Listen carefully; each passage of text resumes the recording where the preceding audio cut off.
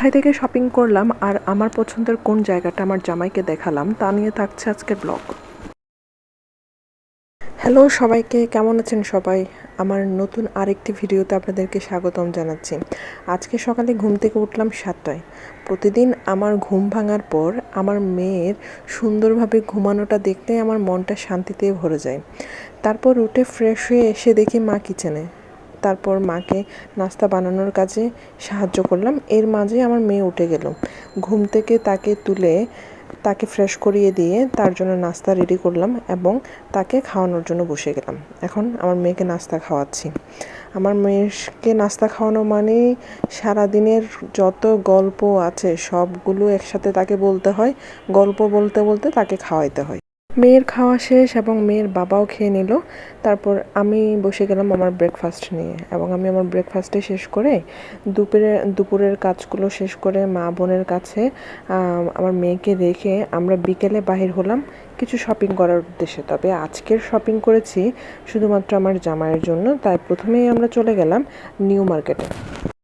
আর আমরা গিয়েছিলাম ঈদের আগের দিন বিকেলে, যেখানে মার্কেটের অবস্থা বলতে গেলে হয় তেমন কোনো লোকজন নেই, ভিড় ছিল না, মার্কেট ফাঁকা ছিল বললেই হয়। যেমনটা ভিড় থাকে রমজান ঈদের মার্কেটে, তেমনটা ভিড় এই কোরবানি ঈদের মার্কেটে দেখছিলাম না। আর ছেলেদের সব কাপড়ের শোরুমে 50%, 30%, 70% করে ডিসকাউন্ট চলছিল। আর আমার জামাইয়ের জন্য বেশ কিছু কাপড় নেওয়া হয়েছে। তারপর হাঁটতে হাঁটতে এই জায়গায় এসে দেখি কিছু কিছু দোকানে শাড়ি এবং থ্রি পিসের উপরে আরও কিছু ডিসকাউন্ট দিয়ে তারা ফিক্সড প্রাইসটা লিখে দিয়ে বাইরে ঝুলিয়ে রেখেছে। আমার নিজের জন্য তেমন কোনো শপিং করার প্ল্যান ছিল না বলে তাই আসলে আমার জন্য তেমন কিছু কেনা হয়নি। তবে ঘুরে ঘুরে দেখলাম তাদের কিছু শাড়ি এবং থ্রি পিসের কালেকশন দাম অনুযায়ী ভালোই ছিল। আর আপনাদের জন্য একটু দেখিয়ে দিলাম।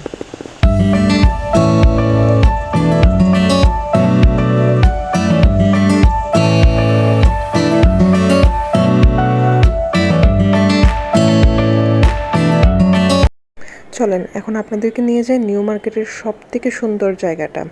আমি যখনই নিউ মার্কেট আসি অবশ্যই এই জায়গাতে একবার হলেও ঘুরে যাই।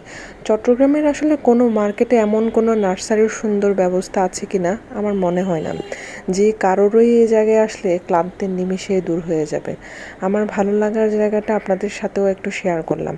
এর আগেও আমি মায়ের জন্য এখান থেকে বেশ কিছু চারা নিয়ে গিয়েছিলাম। এবার চারা কিনতে আসিনি, এবার আমার জামাইকে এই জায়গাটা দেখাচ্ছিলাম। সে আগে এটা দেখেনি। আমার জামাইয়েরও খুব ভালো লেগেছে। চট্টগ্রামে অবশ্যই যারা এই নিউ মার্কেটে এসেছে তারা এই নার্সারি সম্পর্কে অবশ্যই জানেন। তাদেরও নিশ্চয়ই অনেকটা আমার মতো ভালো লাগা কাজ করে এই নার্সারিতে আসলে। এই যে চট্টগ্রাম শহরের মধ্যে আসলে এমন একটা মার্কেটের ভিতরে যে এমন নার্সারির একটা সুব্যবস্থা আছে যে শপিং করতে করতে ক্লান্ত হয়ে গেলাম, একটু বাইরে একটু যাই, যে একটু ঘোরাঘুরি করি, খুব ভালো লাগবে। আমার নিজেরও খুব ভালো লাগে। আমার তো মাঝের মধ্যে এমনি তো গিয়ে এখানে দাঁড়িয়ে থাকতে ইচ্ছা করে।